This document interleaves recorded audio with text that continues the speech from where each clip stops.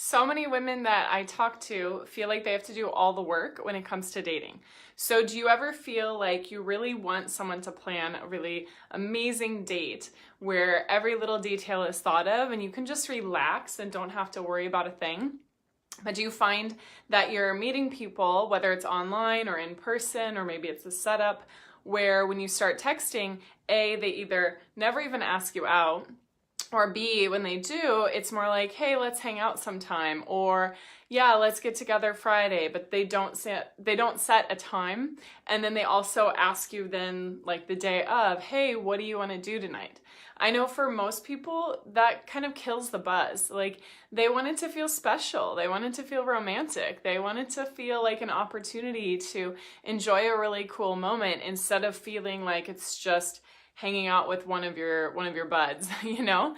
But a lot of times women will struggle with what to do when this comes up. So they'll think, well, if he's not making a plan, I guess I better. Or if he asks, well, what do you want to do? They'll get upset, or they'll say, I don't know, let's just do this. They'll kind of take over.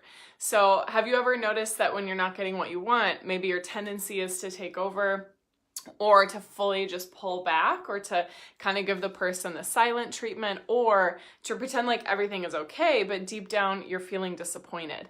And this can be a huge problem because this can create friction in a new relationship. The friction where we don't feel taken care of and we don't feel special, but we're not sure how to say that, especially because it's so new. Like, if you haven't even seen the person yet, haven't even had a first date.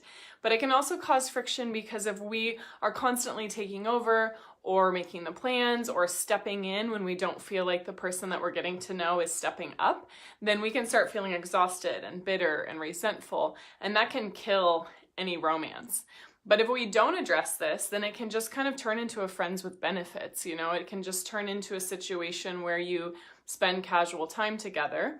And it's amazing how modern dating has changed just in the last 5 years compared to, maybe, I don't know, 10 years ago or something, where there tended to be more official dates. There's a woman I was talking to who said that she had been dating someone and she called it, she was in a relationship for 2 months. But when I asked a little bit deeper, she said that they never went on a single date. She would ask him if she could come over to his house. He wasn't even asking her over. She was kind of inviting herself because she really wanted to have connection, and they had actually dated in the past, and she thought that they were kind of getting back together. Well, he thought otherwise because he kept talking about his ex in front of her and saying all of these things that were really hurtful. And I don't want you or any woman to have to go through a situation like that. But oftentimes we've been hurt in the past and we don't know how to set and hold our standards in a way that really invites someone closer to us.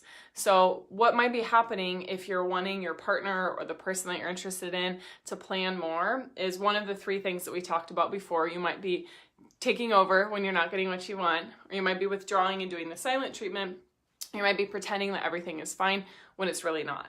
And the key to unlock this is to talk about your desires. Share what it is that you want, but from a place of joy and creativity and inspiration and appreciation, not from a place of nagging or you haven't done enough or feeling frustrated. And the way we can clear that frustration is to take really good emotional care of ourselves, to develop that emotional resiliency and have tools to process our emotions so we're not carrying the residue from the past and someone that we used to date into the future with someone new.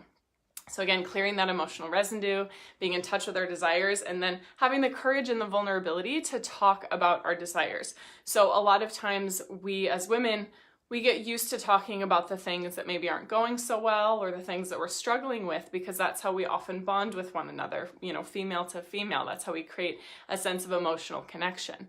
But it can feel really scary sometimes to ask for what we want. We might have a story that we're needy, or it makes us dependent, or it's going to feel like too much, or we're clingy, or something like that. And so we have the story that it's not okay to ask for what we want. Or we might have had experiences in the past that when we did ask for what we want, it was rejected, or even worse, sometimes shamed, like, oh, how come you want that? Or what's wrong with you? Or all of those things. So my heart goes out to you if you've ever spoken up for what you wanted and then you didn't get what you want. That can feel like, like it's backfiring. But the truth is that this is a great way to tell if someone really wants to meet your desires. If you're sharing how you feel and what you want and what would feel good for you, and they're dismissing you or shaming you or making you wrong for that somehow, or just totally oblivious if you say, you know, it would feel really fun to go, you know, eat somewhere spicy tonight, like Thai or Indian, or, you know, insert your favorite food there. And if the person is like, yeah, I just want to stay home and relax, like if they're not even paying attention to your desires, that's also a red flag. That's also, you know, a problem. So we sometimes think in dating that the whole point is to understand if the person likes us or not. But really the whole point is to understand if this is someone that we would want to actually be in a committed relationship with. And if you're not having the fun and the excitement and the romance that you want, and if the person that you're seeing or that you're getting to know or in partnership with isn't planning for you, then get more in touch with your desires, make sure that you're cleaning any of that emotional residue. And lastly, get in touch with this vulnerable aspect of really asking for what you want, but without attachment, without it feeling like this person has to make it happen. Because when we're attached to something like, I really need this to happen, it can come across as demanding, or can come across as having an expectation, versus holding it more lightly and being okay if that desire isn't met, knowing that you can always meet that desire. I mean, using that example earlier of the spicy food, you know, if the person was like, yeah, I'd really love to see you, but I'm kind of feeling a little bit under the weather, can we order in takeout? Or, you know, you're co-creating a solution together versus taking over.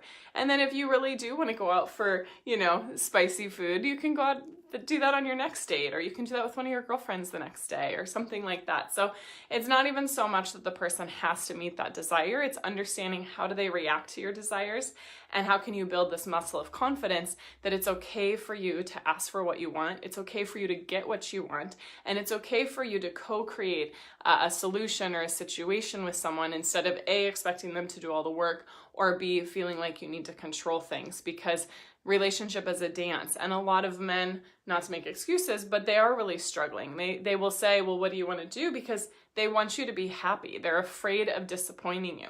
So instead of making a plan that you don't like, they just don't make a plan at all, which sometimes can feel sad or disheartening to a woman who really wants to be taken care of and is ready to just relax and sick of making all the decisions with her kids or with her job or all of those things. So I totally understand the desire and the longing to be planned for and romanced and taken care of. But I also really understand the traditionally masculine point of view, which is, well, I just want her to be happy.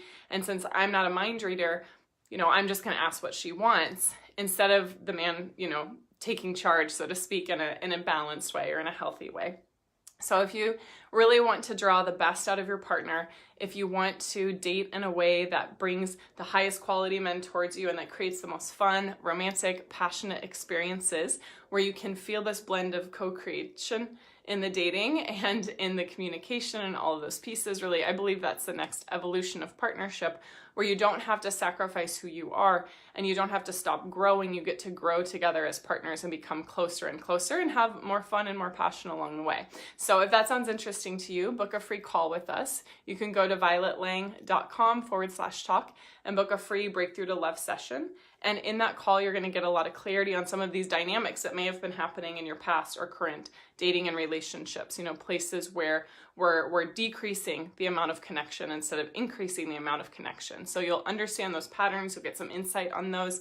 You'll also better understand what are your heart's desires. Have you been selling yourself short? Have you been playing small? Have you been feeling ashamed of your desires, or you just haven't spoke them in so long? When I say desire, I'm not even talking about sexually, although that can be part of it too. You know, I'm talking about what it is that our heart is really longing for, what it is that would make us light up and feel like, oh, this is all worth it, you know, because a relationship can be hard work, but when we have a beautiful relationship, it is totally worth the work. So anyway, if that's interesting to you, you can go to violetlang.com/talk, book your free Breakthrough to Love call, and I'm wishing all of you who are watching now or on the replay lots of love and passion and romance and co-creation in your dating experience. Mwah.